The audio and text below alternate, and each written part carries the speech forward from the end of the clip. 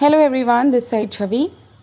Beta, we are doing chapter 2 of Political Science, Rights in the Indian Constitution, and this is part 3rd of the chapter. So let's continue with the third part, and in this we will discuss page number 41. Beta, in this we will learn about writ, its meaning and its types. The Supreme Court and High Court can issue orders and give directives to the government for the enforcement of rights. As it is written over here that anything that is issued under an authority, letter of law issued by a court under its seal to an official to act to do something.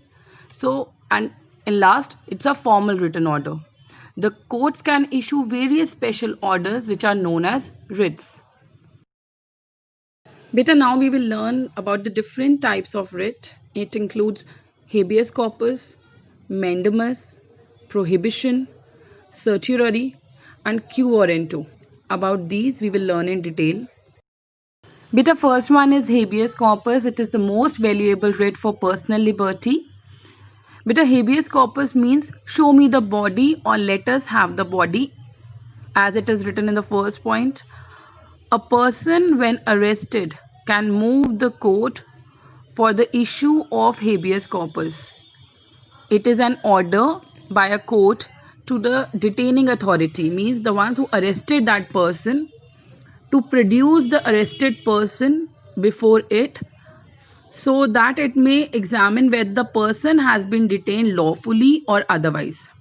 And most important thing, beta, if the court is convinced that the person is illegally detained, means illegally arrested, so it can issue order for his release. So this is all about habeas corpus, beta. Now the second one, that is writ of mandamus. Beta, over here mandamus is a Latin word which means we command. It's an order from a Supreme Court to a lower court or public authority to perform an act which falls within its duty, which they fail to do so. So the most important thing is you need to remember in this, the primary purpose of this writ is to make the government machinery work properly. Like for example, over here in the picture, the man filed a complaint that police is not taking my complaint. So the judge ordered the police that you have to take his complaint. So beta, this is an example of mandamus. The next one is writ of prohibition. Beta, it means to forbid or to stop, and it is popularly known as stay order, or in other words or simple words you can say that in this the Supreme Court or higher courts compel the lower courts to keep within the limits of their jurisdiction. Beta, another important point is the Supreme Court can issue this writ only where a fundamental right is affected. And in last, you can see that after the issue of this writ, proceedings in the lower court etc. come to a stop. So this is all about writ of prohibition. Beta, the next one is the writ of certiorari. It literally means to be certified. Certified means approved. Beta, the writ of certiorari is issued by the Supreme Court to some inferior court to transfer the matter to it or to some other superior authority for proper consideration. Beta, certiorari writ can be resorted to only after the order or decision has been announced. Means something which is approved at the lower level but later on it went to the higher level for its approval. The last writ which we learned today is writ of quo warranto.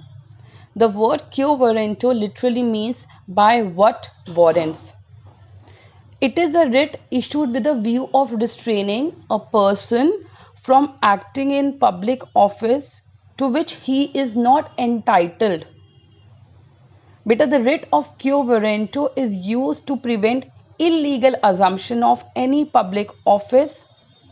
For example, a person of 62 years has been appointed to fill a public office, whereas the retirement age is 60 years. Now the appropriate high court has a right to issue a writ of quo warranto against the person and declare the office vacant. So beta, this is all about today. Please do this work in your register, and as I advise, please search certain example related with these writs as extra trivia for you. Thanks for watching this video.